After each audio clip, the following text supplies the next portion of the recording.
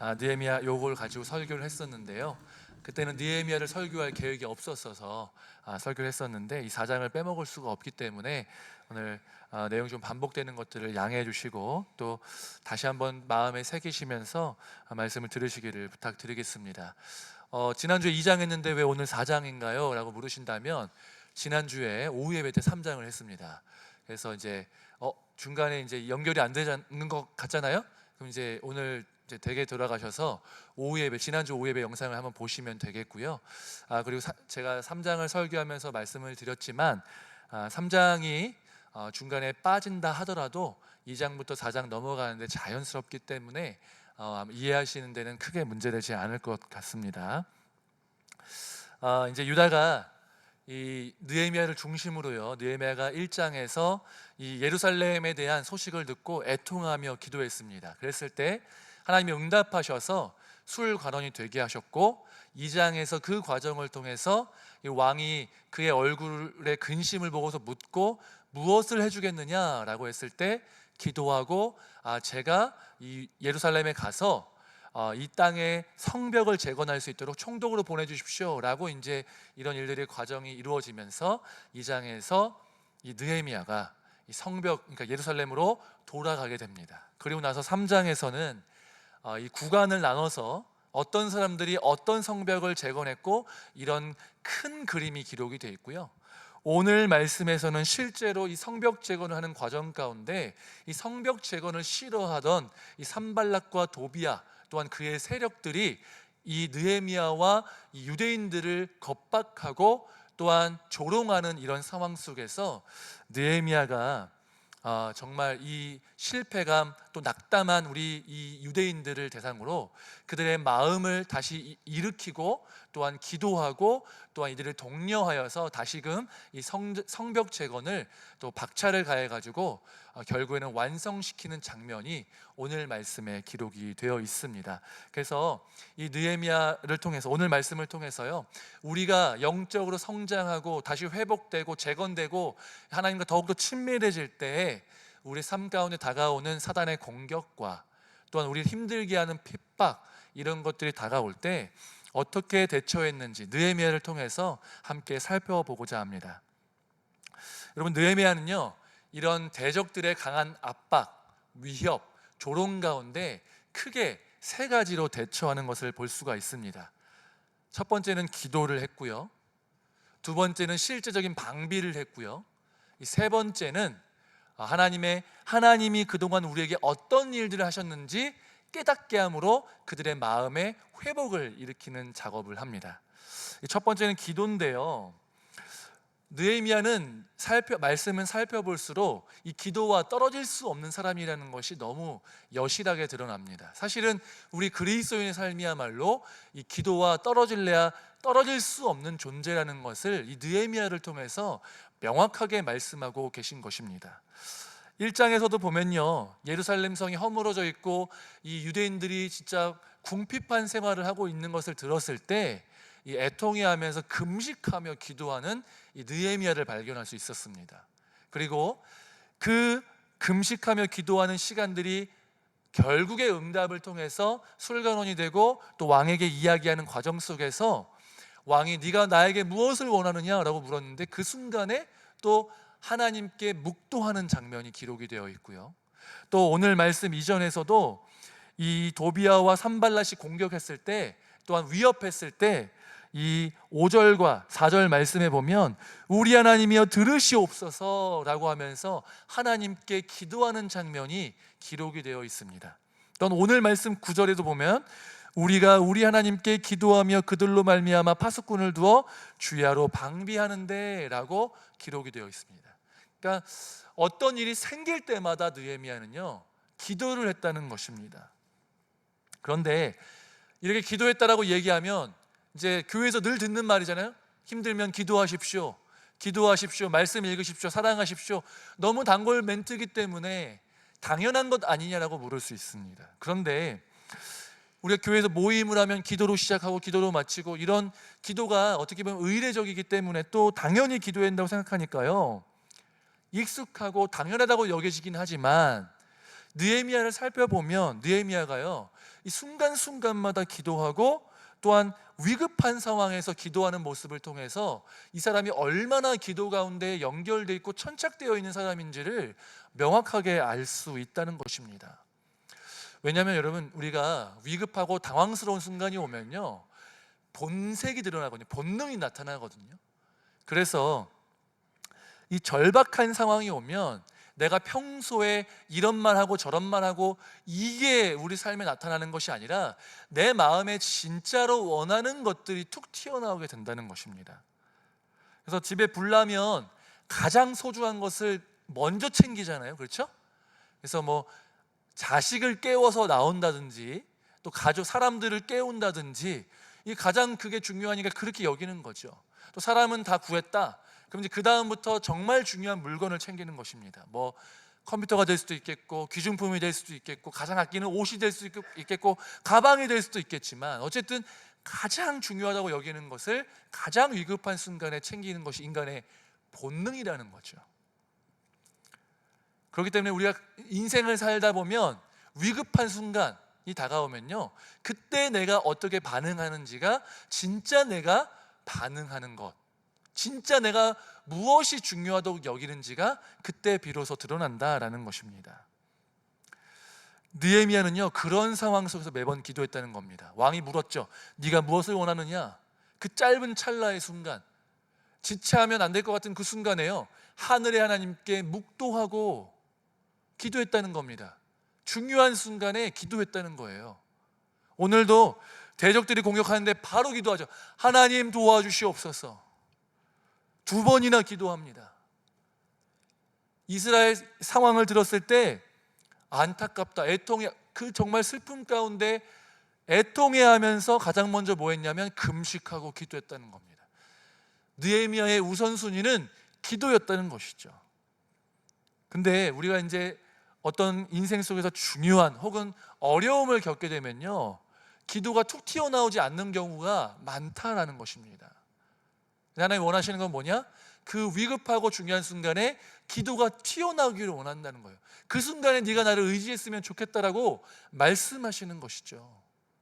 그런데 우리가 아직 이제 신앙이 더욱더 깊어져야 되는데, 우리가 딱 건들면 어려운 순간이 오면 기도가 안 나오잖아요. 그러면 절망하고 막 낙담할 필요가 없다는 거예요. 왜냐하면 아직 그냥 인정하면 되는 겁니다. 아직 내 수준이, 내 기도가 이 정도이다라고 인정하고요, 중요한 것은 오늘 말씀을 통해서 우리가 우리의 삶을 바꿔나가면 된다는 것입니다. 우리가 순간적으로 어려운 상황이 왔을 때 기도할 수 있도록, 중요한 순간에 기도가 가장 먼저 생각나도록 우리가 정말 기도와 연관이 깊이 묶일 수 있도록 평상시에 기도하는 삶을 훈련하면 된다라는 것입니다. 이게요, 어려운 순간이 오면 기도해야지, 기억하고 결심한다고 되는 게 아니라요, 평상시에 기도를 많이 하면, 오래 하면, 기도가 훈련이 되면 순간 딱 눌렀을 때 기도가 나온다는 것이죠. 그러니까 우리가 준비할 것은 기도하기를 기억하는 것이 아니고요, 훈련하는 겁니다. 훈련. 군인들이 왜 훈련합니까? 전쟁 나면 총 이렇게 해가지고 이렇게 돌려가지고 쏴야지, 이렇게 생각하고 전쟁하면 그냥 죽습니다. 그렇지 않습니까? 왜 훈련하냐면 생각하지 않는 거예요. 그냥 바로 탁탁탁 해서 준비해서 총을 쏘게끔 하는 것. 전쟁 경보가 나면 5분 안에 짐을 다다닥 싸가지고 생각하는 게 아니라 있는 거 다 집어넣고 군장 메고 총 해가지고 전쟁 준비를 할 수 있도록, 무의식 중에 나올 수 있도록 훈련하는 것이죠. 마찬가지로 기도도 위급한 상황이 오면 기도해야지 라고 하는 것이 아니라, 그때 그렇게 하면 기억이 나지 않습니다. 그냥 기도를 계속 훈련하는 것이죠. 기도의 시간을 확보하고 기도의 장소를 확보하고, 또한 그렇게 기도를 하고요, 또한 순간순간마다 차를 타고 갈 때에도, 또 직장에서 일을 할 때, 누군가 나를 핍박하고 어려울 때, 그때마다 순간순간마다 하나님께 도우심을 구하고 기도하는 그런 훈련과 연습이 되어 있을 때 우리 삶 속에서 어려운 일이 닥치면 기도할 수 있는 것입니다. 여러분, 기도의 자리에 먼저 나오셔서 기도를 훈련하시고 기도의 응답들을 경험하시고 무시로 기도함을 통하여서 우리에게 닥친 어려움과 위기의 순간 가운데서도 기도가 툭 튀어나올 수 있고 순간마다 하나님 앞에 기도하고 간구할 수 있는 저와 여러분 되시기를 주님의 이름으로 축복합니다. 두 번째로 여러분, 느헤미야는요 대적들의 위협에 대처해서 실질적인 방비를 하도록 준비합니다. 9절 말씀에 나와 있죠. 여러분, 첫 번째 어떻게 방비하냐면요, 파수꾼을 준비한다고 합니다. 파수꾼이 뭐냐면 경비병인 거예요. 경비. 그래서 뭐 하는 거냐면 망을 보는 것이죠. 적들이 오나 안 오나 맡은 그 구획 안에서 적들이 오는지 안 오는지를 확인하고 적이 오면 어떻게 합니까? 알리는 겁니다. 적군이 옵니다라고 종을 치든 뭐 소리를 외치든 간에 그들 안에서 정해진 그 규약 규례대로 알리는 겁니다. 그러면 이제 준비를 할 수 있는 것이죠. 그럼 파수꾼만 세우면 되느냐? 그렇지 않습니다. 파수꾼을 세우는 이유는 준비하라고 하는 것인데, 그럼 뭘 준비하냐는 겁니다. 이제 느헤미야가 어떻게 했냐면요, 이 일하는 사람들, 이 수하에 있는 사람들 절반을 나눠가지고 절반은 창과 칼과 활을 가지고 서 있게 했고요, 절반은 성벽을 재건하는 일을 하게 했습니다. 또한 여기서 끝나는 게 아니고요, 이 일을 하는 사람들도 이 파수꾼이 외칠 때 전쟁을 할 수 있도록 이 무기를 소지하고 있었어요. 이게 모든 완전 군장 이렇게 한 건 아니지만 싸울 무기를, 이게 장비를 가지고 준비하면서 일을 했다는 것이죠. 여러분, 이게요 얼마나 비효율적인지 모릅니다. 그렇죠? 이 건축 일을 한다는 게 너무나도 고된 일이잖아요. 저희 아버지도 건축을 하셨기 때문에 저도 한번 따라가서 노가다 일도 해보고 했는데 너무 고된 일이에요. 근데 이게 장비만 딱 챙겨가지고 이게 자유롭게 활동할 수 있는 몸을 가지고 해도 힘든 일인데, 여기다가 무기를 이게 가지고 이렇게 망을 보면서 이렇게 일을 한다는 것은 너무 힘든 일이라는 것이죠. 그럼에도 불구하고 그렇게 한 이유는요, 적군이 와서 우리를 공격했을 때 무방비 상태에서 전멸을 당하는 것보다 조금 천천히 가더라도 확실하게 성벽 재건을 완성하는 일이 더 중요하기 때문에 이렇게 준비했다라는 것입니다. 그리스도인들 가운데 일을 하잖아요. 사역을 감당하고 하다 보면 이런 이제 두 가지 약간 극단의 모습을 볼 수가 있는데, 첫 번째 뭐냐면요, 기도를 열심히 하는데 실제적인 일은 꼼꼼히 하지 않는 사람이 있을 수가 있고요, 일은 매우 꼼꼼히 준비하는데 기도는 적게 하는 사람이 있을 수도 있다는 것입니다. 아마도 이런 마음일 수 있어요. 내가 열심히 준비해야지 하나님께서 도와주신다 라는 생각인 것이죠. 영어 속담 가운데 하늘은 스스로 돕는 자를 돕는다 라는 속담이 있습니다. 근데 이건 기독교적인 관점이 아니에요. 그냥 외국인, 서양인의 속담인 거죠. 우리가 열심히 하면 하늘에서 보시고 우리를 도우신다, 감동해서 도우신다 라는 뜻의 취지의 속담인데요, 하나님은 그렇게 일하시지 않습니다. 하나님 그렇게 일하시지 않아요. 우리가 어떤 사역을 할 때요, 이런 식으로 이해하는 경우가 있습니다. 우리가 준비가 돼야지 하나님이 부르신다. 네. 소명과 사명에 대해서 설교하면서도 우리가 준비가 되어 있어야 된다. 그래서 신앙도 준비되어 있어야 되고 성격도 준비되어 있어야 되고 또 그 어떤 일의 전문성도 준비되어 있어야 되고 준비가 돼야 한다는 거예요. 그런데요, 성경을 살펴보면요, 하나님이 이 믿음의 선배들을 부르실 때 보면 준비가 완벽하게 돼서 부르시는 사람이 한 명도 발견되지 않는다는 사실을 기억해야 됩니다. 오히려 하나님께서 일하시는 많은 경우에 어떻게 일하시냐면 하나님이 부르십니다. 그 자리로 부르세요. 그리고 나서 그 자리에 합당한 사람으로 훈련하시는 모습을 볼 수가 있습니다. 그 모습이 될 때까지 계속 훈련하시는 겁니다. 그리고 나서 결국에는 그 자리에 합당한 모습으로 빚어서 완성하시는 것입니다. 결국에 우리의 모습을 완성하시는 것은 하나님이시지 우리 스스로가 완성되어서 그 자리에 선다는 것은요, 불가능한 일입니다. 그렇게 우리가 사명을 감당하고 사역을 하면요, 아무도 사명을 감당할 수 없다는 것이, 저도 목사도 장로도 집사도 또한 권사도 그 모습에 합당해서 그렇게 세워지는 사람은요, 어느 누구도 없다는 것입니다. 그렇게 부르심을 받고 그 부르심을 받은 사람들이 그의 합당한 모습으로 빚어져 가고 하나님이 훈련시키신다라는 것입니다. 또한 여러분, 우리가 기도하면 하나님이 도우시는데 내가 준비할 필요가 있는가라고 물으면서 일하지 않는 경우가 있을 수도 있다는 것입니다. 하지만 이것도 뭔가 잘못된 것입니다. 왜냐? 여러분, 우리가 간절하게 기도하는데 기도의 제목이 있잖아요. 그것을 위해서 간절하게 기도하는데 그 내용을 위해서 준비하지 않는 것은요, 불가능한 일이에요. 만약에 내 자녀가 혹은 내가 취업을 위해서 기도하잖아요. 근데 진짜 취업이 하고 싶으면요, 그게 하나님께서 이루신다는 믿음이 있으면 준비하는 거예요. 준비가 따라와야 되는 것이죠. 기도는 하는데 준비하지 않는다? 그건 방종한 것이고, 진짜 하나님의 일하심을 신뢰하거나 혹은 취업에 대한 마음이 있는지 아닌지를 점검해 볼 필요가 있다는 것이죠. 기도하는 사람은 하나님이 그것을 이루실 것들을 믿음으로 인해서 성실하게 하나님의 일들을 차근차근 준비해야 한다는 것입니다.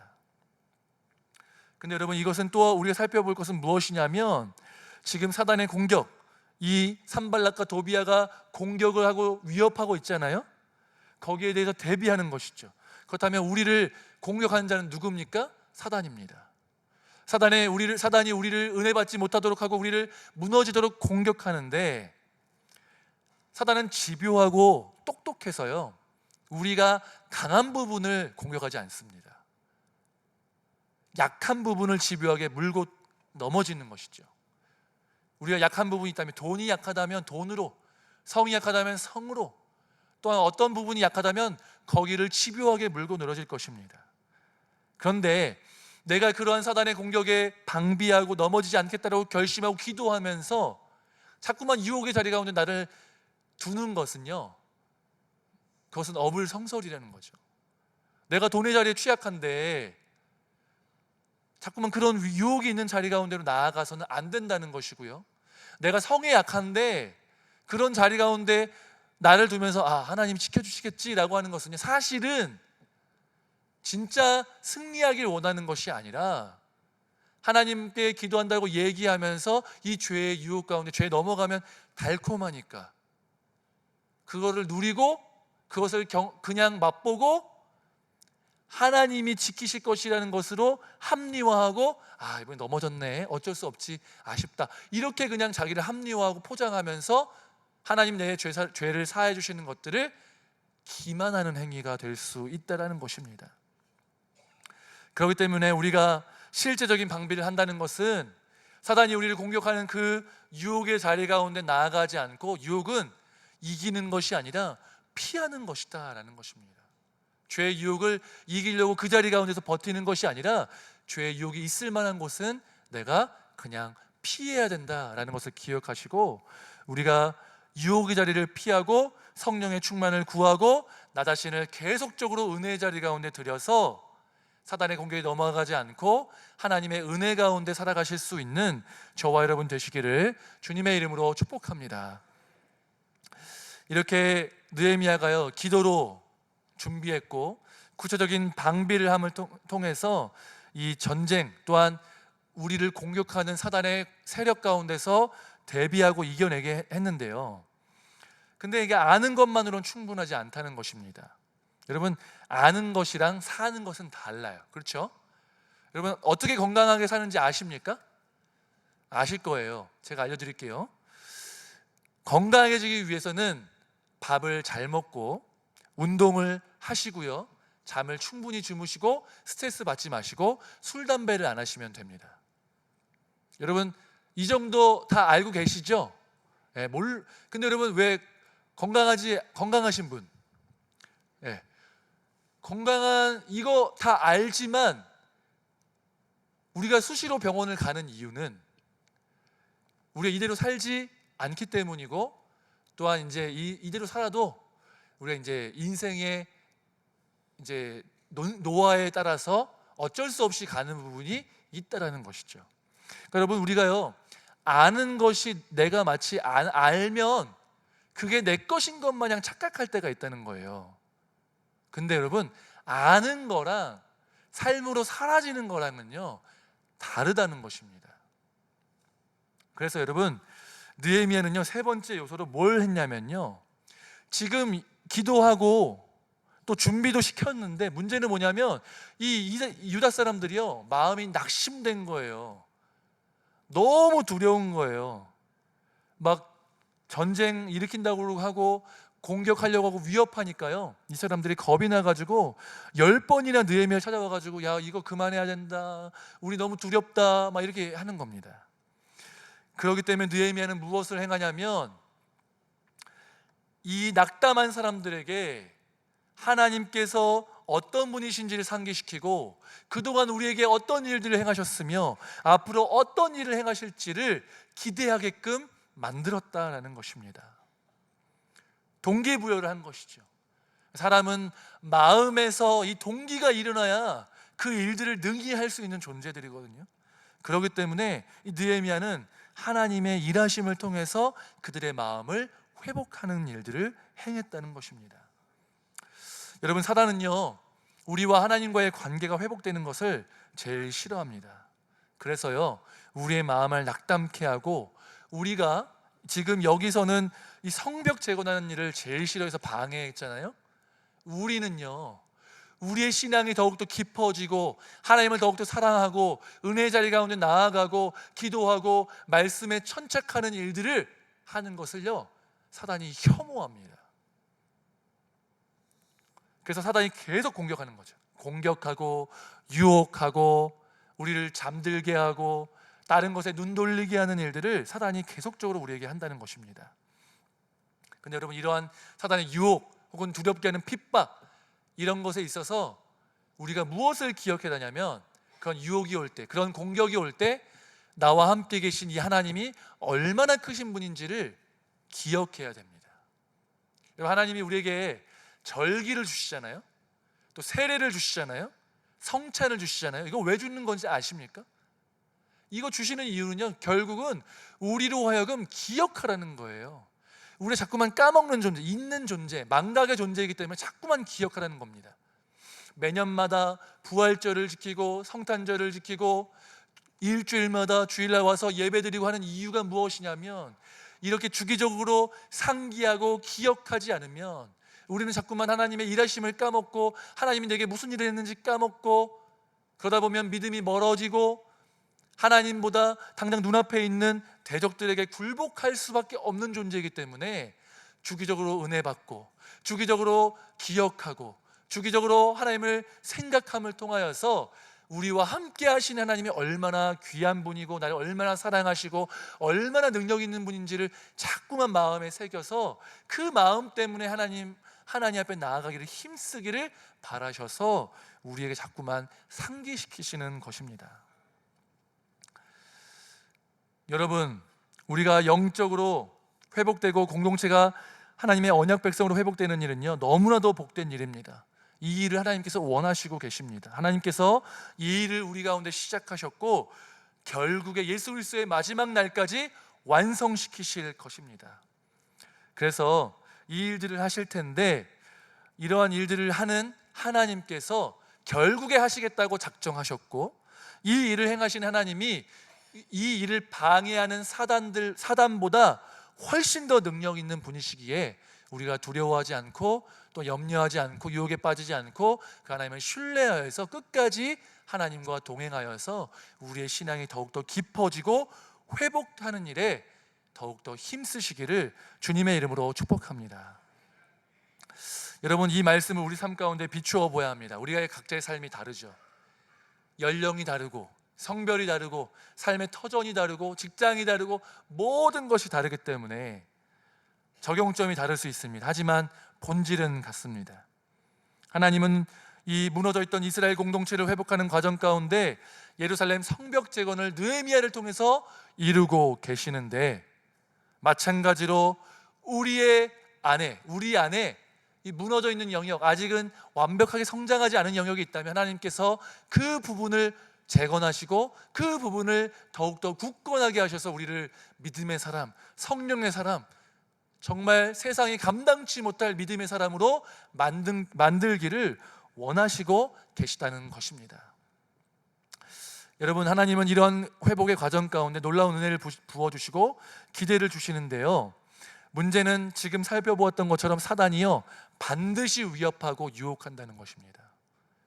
성도님들도 경험하셨겠지만, 여러분, 수련회 혹은 선교 혹은 부흥회, 이런 은혜 받는 시간들 있잖아요. 어떤 주일, 이런 은혜 받는 시간 전에, 그 후에 이 사단이 우리를 공격하는 일들이 너무나도 많다는 겁니다. 저도 막 수련회 가잖아요. 수련회 가게 되면 수련회 전에 부모님이 잘 지내시다가 막 싸우는 거예요. 수련회 갔다 오잖아요. 그럼 안 생기던 문제가 갑자기 생기는 겁니다. 마음을 막 흔드는 거죠. 뒤 흔들어 놓습니다. 왜냐? 사단이 그 받은 은혜, 또한 받을 은혜, 이거 싫으니까 떨어뜨리려고, 일부러 은혜 받지 못하게 하려고 은혜 받은 거 다 까먹고 예전처럼 돌아가라고 자꾸만 우리 마음을 흔드는 것입니다. 자꾸 공격하는 거죠. 그러면 우리만 자꾸 속아 넘어가요. 자꾸만 은혜가 떨어지고 은혜를 받지 못하도록 내 마음이 무너지고, 이런 사단의 속임수 가운데 자꾸만 넘어가는 것입니다. 우리는요, 은혜를 받기 전에, 은혜 받은 후에 우리를 공격하는 이 공격이 우리에게 다가오면 올바로 인식해야 돼요. 분명히 하나님이 은혜 주시기 위해서 내 앞에 이 수련회를 주셨고 부흥해 주셨는데, 그 전에 또 사단이 이렇게 또 수작을 부리는구나. 또 은혜 받은 이후에 공격하면, 은혜 받은 거 까먹게 하려고 또 사단이 공격하는구나. 이거를 올바로 인식하고 우리는 어떻게 되냐면, 이 공격은, 이 어려움은 지금 내 마음을 흐트러놔서 은혜 받지 못하게 하려는 사단의 수작임을 분명히 기억하고, 더욱더 마음을 붙들고 은혜의 자리를 사모하고 말씀과 기도 가운데 들어가서 그 문제에 집중하는 것이 아니라 내가 받은 은혜를 간직하고 하나님을 바라보는 일에 더욱더 힘써야 될 줄로 믿으시기 바랍니다. 사단은요, 우리 되게 간교해서 이런 식으로 우리를 자꾸만 무너뜨린다는 것입니다. 만약에 은혜 받는 과정 속에서 사단이 우리를 뒤흔든다고 한다면, 재정적인 문제로, 가정의 문제로, 관계의 문제로, 여러 가지 문제로 우리를 자꾸만 뒤흔드는 일들이 생긴다면 기억하셔야 돼요. 내가 지금 잘 가고 있구나. 내가 지금 내 앞에 놓여져 있는 이 시간들이 하나님이 은혜 주시려고 하는 시간이구나. 또 은혜 후에 이런 일들이 있으면 내가 은혜 많이 받았구나. 그러면 이 은혜를 더욱더 붙잡아야겠다. 사단이 공격하는구나. 하나님을 더욱더 바라보아야겠다라고 생각하면서 하나님이 내 안에 무슨 일을 해가시는지를 기억하면서 더욱더 말씀을 붙들고 기도를 붙들고 은혜의 자리 가운데 나오기를 힘써서 더욱더 하나님을 사랑하고, 또한 믿음이 더욱더 깊어지고 우리의 영혼이 주님과 더욱더 가까워지시기를 주님의 이름으로 축복합니다. 이런 은혜 가운데 날마다 살아가시기를 주님의 이름으로 축복합니다. 함께 기도하겠습니다. 거룩한 하나님 아버지,